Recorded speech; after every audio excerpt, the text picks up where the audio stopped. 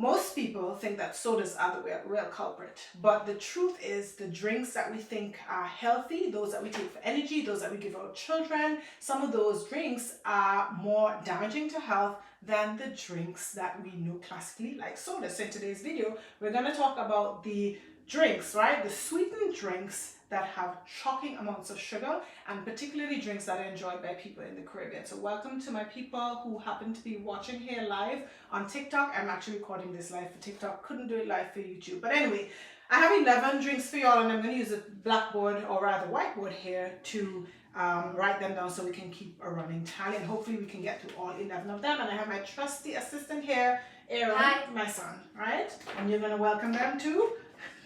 This is Beaming Health Antigua live. All right, so the first drink, and you know, it's really shocking, and some of these are things that I grew up on. All right, and my son has had some of them, and I'll talk to my son about them. But actually, before I get into the first drink, let's just quickly go over what is the recommended daily allowance for added sugar in the diet in general. And this is according to the World Health Organization. Aaron, do you remember what's the recommended daily allowance of added sugar that we should consume? 6 teaspoons a day. 6 teaspoons a day. And we actually didn't practice that just before. Now, if you're looking at a label of a packaged food, the way you're going to interpret that is that for every 1 teaspoon, that is 4 grams. So if you see a package or a bottle and you look at the nutritional label and it has 24 grams of sugar, then it means that it has 24 divided by 4, 6 teaspoons of sugar in that food. And we're especially going to look to the under total sugars. We're going to look and see what is added sugars, all right?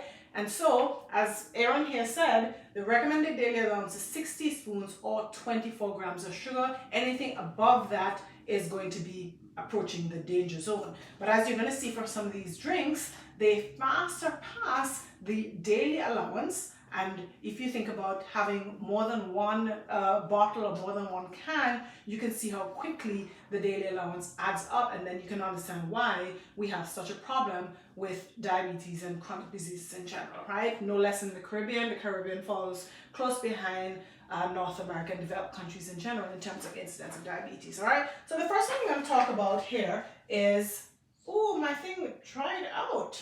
I'm going to have to use the color blue. Aaron, the first one we're talking about is? Supplegen. Supplegen. Now, I forgot about Supplegen. We spent the entire summer in Antigua, and your cousins were having Supplegen one day. They were having Supplegen. It comes in a box. And I looked at the label and I was like, oh my goodness, I remember Supplegen. I used to drink Supplegen all the time when I was in university just to help with calorie intake. And Supplegen is marketed as a nutrition supplement. But believe it or not, Supplegen has 33 grams of added sugar per serving. And 1 serving of Supplegen is 250 mils. So about 1 cup approximately, all right? So, 250 mils is how many ounces? No, it's about a quarter of a liter rather. And so 33 grams of sugar in 1 box of Supplegen. And if you divide 33 grams by 4 to get the amount of teaspoons, 1 box of Supplegen has 8¼ teaspoons. And if you remember that a daily allowance is 6 teaspoons, so that is over the daily allowance for total added sugar, all right? And that's just from 1 box of Supplegen. It's like, you know, instead of 6, it has 8¼ You far surpassed it, and you're not already, you know, considering the sugar that you're gonna get, added sugar you're gonna get from other things. If you get cereal, if you have any other juices, you can see how you can quickly get to 100 grams plus of added sugar in a day, whereas the recommended allowance is 24 grams, right? So Supplegen is the first one. And when I looked at the ingredients, you know, you can understand why. The ingredients include water, skim milk powder, sugars, which in brackets they say include sugar and maltodextrin, because though that's a starch, it breaks down to simple sugar. Soybean oil, soy flour, soy lecithin, disodium phosphate, carrageenan, vitamin C, iron, potassium, paraphosphate, niacinamide, vitamin A, riboflavin, thiamine. So Supplegen, which I used to consume in enormous amounts, is something of a sugar bomb, even though it's marketed as a nutritional supplement and something that's healthy. That's the first one. Now, we're going to get to the second one. And the second one here is, what is that? Aaron, you probably don't even know how to pronounce it, but I'm going to write it here. It is And Lasco vanilla soy food drink mix. Oh. Lasco, right? Now Lasco is another thing that as a young girl, as children, we used to drink Lasco. It comes as a packet.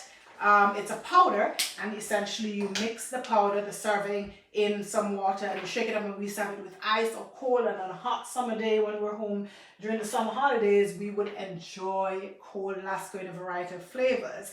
Now, one serving, right, if you mix it as the package suggests, one serving will give you 23 grams of added sugar. The recommended daily allowance is 24 grams, so it means you're pretty much getting the daily allowance from one serving of Lasco. That's about just under 6 teaspoons of sugar in Lasco. All right, and this is another thing that's, it's a liquid meal. It's marketed as being nutritious, but it's pretty much giving you your total allowance of sugar in one serving, and we would have more than one serving at a time. Ingredients include soy protein isolate, palm oil, dairy solids, sweet dairy whey, sugar, calcium phosphate, monoglycerides, lecithin, artificial flavors, vitamins, minerals. When you look at the ingredients in these things, supplement as well, you don't see anything written that comes directly from the land, or so you just kind of see like a mishmash of chemicals and so on, right? Aaron, I mean, does this look like anything you would necessarily want to go and purchase in the supermarket? Any of these ingredients from the Lasco? Calcium phosphate. This is probably something you'd run experiments with, right? Because you like to run experiments, right? So anyway, that's Lasco, which I don't know how popular Lasco is now. Maybe y'all can share in the comments. Do people still drink a lot of Lasco? I know it's still available. It's made by Grace Foods in Jamaica. So that's Lasco. Now the third one we have is, and you've had this, Aaron. Well, let me write. Well, you can say it. Vitamalt. Vitamalt. Aaron, what do you think of Vitamalt? It's very thick, kind of sweet. But you kind of liked it, right? It was nice. It was nice. All these, you want to try another one? All these things are tasty, okay? And Vitamol is something that we used to have, and as children, like my mother, she used to give it to us mixed with milk, right? So we used to drink malt and milk. And Aaron, I might let you try that one of these days next time we go to Antigua. But Vitamol is one of those things that is loaded with sugar, all right? And okay, total sugars here, this is one of the cases where the total sugars was 46 grams, but of that, added sugar included 27 grams. Remember, we already said that total daily allowance of added sugar should be 24 grams. So a bottle of Vitamol has 27 grams, which is 6 3/4 teaspoons. Fortunately, the ingredient list isn't as long. Aaron, you want to help me with the ingredient list here? We have water, sugar, barley malt, barley caramel color, hops, carbon dioxide, citric acid. So carbon dioxide is for making it kind of bubbly. Fizzy, yeah, because it's a fizzy drink, yeah. And again, carbonated. Mm-hmm. Very tasty, but I will say a few years ago I decided to try Vitamalt again because I used to like it, and I had it and it tasted so syrupy sweet. I was like, oh my goodness. I didn't enjoy it anymore because I've weaned my taste buds off sugar, but Aaron liked it when he had it, right? So that's Vitamalt, marketed as being energizing and strengthening, okay? And all these things, the ads always have people who are like skipping happily on the beach or playing sports and so on and so forth, and looking at ads, you would never have any inclination that these things could potentially cause medical problems, right? Now the fourth one, when they started selling this one in Antigua, it is Grace Tropical Rhythms. Right, I'm writing with all sorts of colors because my markers are running out. Tropical Rhythms, and I remember when this came out in Antigua they started bringing it. Specifically available to mango carrot. So yeah, there are multiple flavors, but the one I wrote this one down because this one was my favorite, the mango carrot. And this drink, okay, in the Caribbean, in Antigua, we love our sugar, right? So probably from the days of sugarcane production, a lot of people don't want to remember plantation days, of course, bad times, but still, sugar is a part of our life. And if the thing doesn't have sugar, it doesn't taste good. At least that was the feeling back in the day, and that's how it is for many people. Grace Tropical Rhythms, for this one, it has, and I don't know if you can guess it, but it has like 30 grams of added sugar. So that's 1.5 teaspoons above the daily allowance just in one bottle of drink. And so that's 7.5 teaspoons of sugar in this bottle of juice. And the ingredients here include water, fructose, glucose, mango puree, concentrated apple, orange, carrot, and lemon juices, pectin, citric acid, vitamin C, locust bean gum, natural flavor and color. A lot of these drinks I noticed. Why you need pectin? Why you need pectin? That's what Aaron's asking. Why you need pectin, right? So obviously they want it to be sort of a nectar thickened. It's just a thickening agent, and because it's diluted, yes, it has mango, but it probably doesn't have enough mango to give the nice thick nectar flavor if you're using 100% mango juice. So it's just to thicken it because they've watered it down to get more bang for their buck, unfortunately. Okay, so Grace Tropical Rhythms out of Jamaica. It's one of the classic Caribbean drinks and loaded with sugar once again. Now, what is our fifth example? And Aaron does not know this one. I don't think you've ever had it. All right. Can you read that? What? Matux Morbi. Matux Morbi. Now this one. Concentrate. Yes. This Matux Morbi concentrate. Now this is something that, again, on those hot summer days or after school, we would mix the concentrate, and it tells you the serving 3 tablespoons, and you would essentially dilute the concentrate in water and have it very cold, very refreshing. It has this bitterish taste, but every Caribbean person knows Morbi. Unfortunately, Matux Morbi concentrate has 30 grams of sugar per serving. 30 grams is 7.5 teaspoons, again, over the daily allowance just in one drink, okay? So here, another sort of cultural traditional thing. Morbi is a bark, and it's bitter, and you boil it for a while. It gets kind of frothy, and because it's a little bitter, it tends to be one of those drinks that you put a lot of sugar in. And actually, we ferment it sometimes, and the fermented drink is... but it doesn't work very well. Well, I've been having a fermentation problem lately. My fermented drinks are not coming out fizzy. I used to ferment Morbi and sorrel and muscadines. That's something we get in the south in Mississippi, and they would ferment and then become very fizzy, right? But Aaron is saying it's not working well because I've not been getting the fizz in my fermented drinks. Now it's flat. Now it's flat instead of sparkling. So I don't know. We're still trying to work on that. In the Morbi concentrate, the ingredients include water, cane sugar, Morbi bark extract, glucose, caramel color, citric acid, sodium benzoate, natural spice flavors, mono and diglycerides. All right, so just random ingredients, really to thin them out to make whatever it is they make it. They get more bang for their buck by diluting it and putting fillers and additives to them. And it's basically sugar. We're probably better off buying our own Morbi back and making our own Morbi from scratch, as much as that might take a little extra work. So that's the fifth one we're talking about. We have a few more to go through, and this one, Aaron, I remember you've had that and you liked it. What was that? Ting. What's the sixth one? Ting. Grapefruit soda. Ting grapefruit soda. Everybody knows Ting, and Ting has a zing. It's nice. It's tangy. And it's fizzy. Ooh. And it has a nice green color. Maybe move away from the board so they can see it. Sometimes it's pink. They do have a pink grapefruit version now as well. That's a more modern one. But when I was growing up, it was green. Now, Ting, another one of those cultural drinks, traditional Caribbean drinks. And a serving of that has 26 grams of sugar, of added sugar. So Ting is a little less. It has a little more sugar than that. I didn't write that down, but generally it has 26 grams of added sugar, which is just over the recommended daily limit of 24. So that's 6.5 teaspoons. Not the worst compared to others, but still more than our daily allowance. Whoa. And the ingredients include carbonated water, sugar, concentrated grapefruit juice, citric acid, natural grapefruit flavor, and sodium citrate. So this one is not quite as bad. So far, it's looking like the best one on the list, okay? Yeah. The seventh one, all right, and this is not necessarily a West Indian drink per se, but it's something that we do drink in the West Indies, and Aaron had it this past summer for the first time when we were in Antigua. Which one, Aaron? Ginseng Up Original. Ginseng Up Original, and he liked it. One of our, we went somewhere and family member gave it to him, and he really enjoyed it. So a serving of Ginseng Up, a bottle would use has 35 grams of sugar, and 35 divided by 4, we get 3/4 teaspoons of sugar, so quite significantly above the recommended daily allowance of sugar.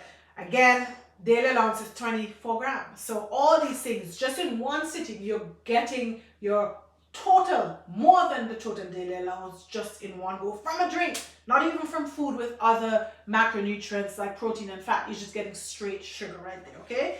The ingredients on and this one, ginseng, it's felt to give you energy and help your memory, and it's, healthy. So it's one of those things where you might have a false sense of security because you're like, oh, ginseng, Korean root, it's good, right? But then you have to look beyond the flash of the front of the label and look at the nutrition to see how much sugar it has, and then of course look at the ingredients, which include carbonated water, cane sugar, honey, so 2 forms of sugar in second and third position on the ingredient list, telling you how significant they are. Korean ginseng extract, citric acid, ascorbic acid, potassium citrate, caramel color, licorice root extract. All right. I love licorice. So, you like Is it licorice? I thought it was licorice. I don't know. You all can tell us in the comments. Is it licorice or licorice? In Antigua, of course, licorice means greedy. You probably didn't know that. That's that. You did? Okay. All right. Now, our 8th example, right? So we're going through the list of the shocking sugar amounts in common Caribbean drinks, all right? This is basically the drink wars, right? The most sugar in some of these things. So this one, I remember this as a child. Aaron wouldn't know this, and I actually don't know if people still drink this, but this is actually chubby. When I was in primary school, Sunnyside, they had chubby at the time, and chubby was these cute sodas. There were these cute bottles, and I actually looked on one of the distributors, and they market chubby as, the perfect size for your children, and these playful, colorful drinks, and so clearly marketing to children. All right. Now, nothing I noticed on the label, it says no less sugar. So whenever I see, that's nice. Whenever I see something like that, no less sugar, that usually means that they put something in its place, right, Aaron? Yeah. Such as stevia. So unfortunately, aspartame is another. Stevia is a natural 0-calorie sweetener, but which Aaron likes. I don't like it. It has a bad aftertaste. But aspartame is bad. It's artificial, and it also has an awful aftertaste. But a lot of these things, because there's this big push to decrease the added sugar in foods, they're talking about taxes on sugar-sweetened beverages, but at the same time, there's all that talk, and then you're still seeing, all these sweet things that we already went over. Now, whenever I see now with less sugar, I'm wondering, okay, what did they put in place of sugar? Because they're still going to let it taste sweet. And so the ingredients here tell the tale, because it has 23 grams of added sugar, so a little less than the ting. That's 5 3/4 teaspoons, so just under the daily limit. And I'm telling you, this little bottle is a small bottle. It says here, serving size 250 mils, right? But the ingredients on this include water, sugar, and or glucose fructose. And now I'm realizing that they, instead of saying high fructose corn syrup, I think sucralose. Yeah. Glucose, fructose, citric acid, natural and artificial flavors, potassium benzoate, modified food starch. In a soda, they're putting starch. Might be maltodextrin. I don't know why. Color, and then sucralose. Just as Aaron said, sucralose is an artificial sweetener, one of the 0-calorie sweeteners. And it's so sad to me that in beverages that are marketed to children, they are adding artificial sweetness to these beverages. This is for different video, but artificial sweeteners are felt to be not helpful and certainly potentially harmful to the body, including to the gut microbiome. Stevia is good for cancer. Stevia, they're saying so. Stevia is good for cancer. My son, he saw some kind of report about stevia. I don't like the aftertaste of stevia, and I also just generally don't like the idea of tricking the brain, tricking the taste buds into getting something sweet when it's going to be 0-calorie. I just don't like that idea. And then I don't like the aftertaste of stevia. And I don't like the fact that they're tricking children or getting children hooked on the taste of sweet things. Because the idea is... hooked on the taste. Well, I know you're not hooked, because fortunately we rein that in for you. We make sure that you are not going to... Well, you could be hooked, but we control it, right? Because that's what parents have to do. We have to control it because we know that sugar is an addictive taste. And my problem with artificial sweeteners is that they do nothing to prevent or help tackle like a sugar addiction problem. All right, so they keep you a slave to the taste for sweet things, and that is my problem with the artificial sweeteners. You cannot go somewhere and feel like, oh yeah, there's nothing sweet, I can do without struggling to find something sweet. Like if you go somewhere and there's no stevia or there's no monk fruit, those are the two natural sweeteners, and you might say, oh well, I don't have to have something sweet anyway because my taste buds, I can have something unsweet. Monk but fruit if is you okay. monk fruit, yeah, although it also does have an aftertaste. But anyway, so that's my problem with stevia and monk fruit and all these. But like I said, with Chubby now, it's saying now with less sugar, and it's not because they've just completely reduced the amount of sugar, but they've actually supplemented some of the sugar with sucralose. Okay, so I don't like that. I didn't like that at all. And then we have another one here, the ninth one to talk about. I'm using red because my thing is running out, but we have the, what's number 9, Aaron? The Fanta Big Red. Fanta Big Red, which Good color choice. I remember that also from school, I think, Sunnyside. You know, we didn't keep sodas. In our house, there was no soda, but at school, sometimes you could get, if you had enough money, you could buy some soda from the person selling, right? Goodish. So Fanta Big Brand, but Aaron says it's goodish. Why do you say this is goodish, Aaron? Because it has 17 grams of added sugar. Yeah, and that is under the recommended daily allowance, right? Which is 24. Now, so 17 grams divided by 4, you get about 4¼ teaspoons. So again, this is a soda. I remember this being very sweet. So immediately I'm thinking, 17 grams, what is in it? They are supplementing some of the sugar for something artificial. Ingredients: water, sugar, artificial flavor, citric acid, sodium benzoate. Sweeteners. Sweeteners. What kind of sweeteners? That is the question. See, what kind of sweeteners? They have not disclosed it. Is it sucralose? Is it aspartame? Is it asulfame? Or is it advantane? Is it advantane? You know, what is it? It's probably not stevia or monk fruit, otherwise they would probably proudly put it, because those are natural and, you know, a little more high level, right? But those are a little more money, so they probably didn't use that, otherwise they would have probably put it. Then it has, so sweeteners, I'm very concerned about that, because I think essentially for the company to make this and not disclose to us what it is, that's disrespectful. Like, we are ingesting this thing, or whoever is ingesting this thing, they should have the decency to disclose specifically in the sweetness in these things, especially as people are becoming more and more health conscious. And some people are actually sensitive to sweeteners like aspartame and asulfame as well. Some people get headaches, some of them migraines. So it's very disrespectful to not disclose the sweetness in this list. And I will say too, when I was looking up these things, I looked online, and it was very hard to find nutrition info for a lot of these drinks. They just don't have it online. It's terrible, okay? Another one of the ingredients was something called azorubine or rubine. I had to look it up, and it's actually color. It's some kind of artificial color to give a reddish color, and they use these colors in cosmetics, in pharmaceutical drugs. Sounds more like a chemistry experiment than a drink. Exactly. It's just terrible, all right? And then yellow number 5 and blue number 1. So a bunch of artificial colors. Yellow number 5, E122. No, that's the azorubine is also known as E122. So a chemistry one. Very dangerous. Yeah, exactly. And yellow number 5 and blue number 1. So this is what, you know, children are consuming, and just, you know, people in general who are not aware of the poisons, or maybe I should say slow poisons in some of these things. Okay, now we're coming down to it. So we're on now. So the 10th, number 10, this is well known, but number 10 is gonna be Pepsi. Everyone knows Pepsi. I feel like Pepsi is more common in the Caribbean than Coca-Cola. Y'all can tell me in the comments which is more common, Pepsi or Coca-Cola. I remember when I used to drink soda, I used to prefer Pepsi for some reason. Some people think there's no difference in taste. How does Pepsi taste? I felt like the bubbles in Pepsi were smaller compared to the bubbles. How does it taste? Like Coca-Cola, similar. It's dark like Coca-Cola. The bubbles in Coca-Cola to me were bigger bubbles, and the bubbles in Pepsi were finer bubbles, like with sparkling water. I thought so. I don't know. I used to love Pepsi. Of course, it's one of the caffeinated sodas.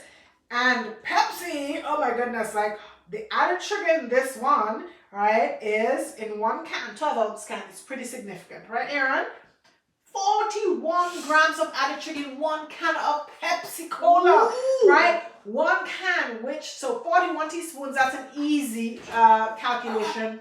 41 divided by 4 to get the amount of teaspoons, that gives you 10¼ teaspoons of added sugar in one can of Pepsi Cola, all right? If you're having a bigger bottle, like they have these like 496 milliliter bottles, it's gonna be significantly more sugar. That's a sugar bomb. Can you imagine what the stress that gives your liver trying to really get rid of that sugar. And then even worse for the Pepsi Cola, the first ingredient is carbonated water, and then the second ingredient is carbonated water. I like that. Wait. Yeah. High fructose corn syrup. High fructose corn syrup. And again, another topic for another video.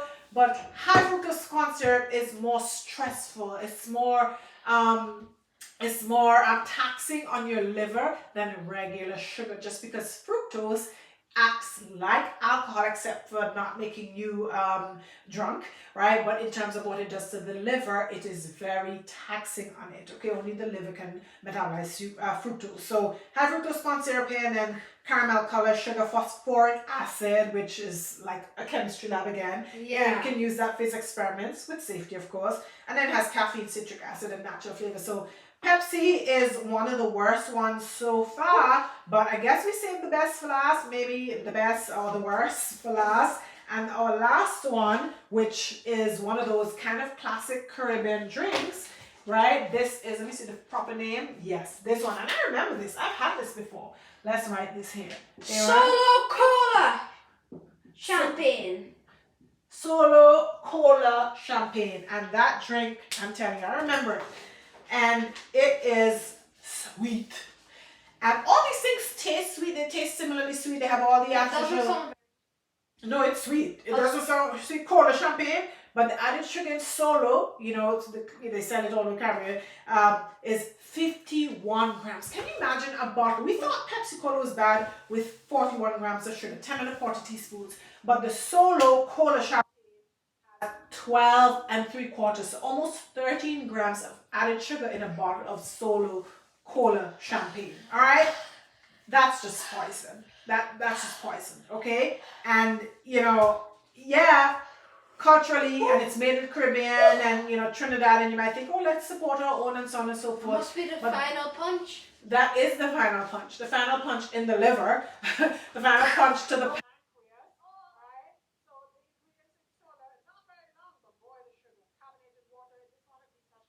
High fructose corn syrup.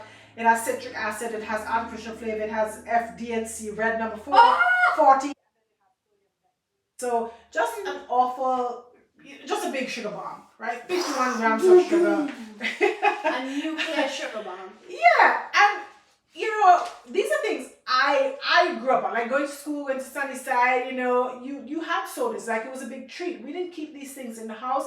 Nowadays, these things are probably in the household. Certainly in America, it's like an everyday, multiple times a day thing where people are drinking sodas. All right, but nevertheless, they're probably more readily consumed nowadays compared to when I was growing up. And as much as we're seeing increasing cases of diseases like diabetes, prediabetes, including in little children, even little children are coming down with fatty liver disease, and it's because of the overconsumption without realizing, right, the sugar that's contained in these things. Okay, so if you think sugar drinks, like sugary drinks, are bad, try cookies and biscuits, because the next video we do is going to go through some of the common cookies and biscuits in that are consumed by our Caribbean region, and give you an idea of, hey, what is going on with these things. All right, so stay tuned, because these numbers are gonna, you know, really blow your mind. And also from today's video, it gives you an idea that it's very important to not just assume something is good for you based on the front, based on advertising. You need to flip the label, look at the nutritional info, and also look at the ingredients. And if it's not something that you're going to purchase in the supermarket, then you probably should leave it on the shelf. Yeah? Final? Yeah, so we'll see you on the next one. Any final words from Aaron? This was Beaming Health Antigua Live. Thanks for watching, guys. See you next time, and post your suggestions to what we should post or should discuss next time. Bye.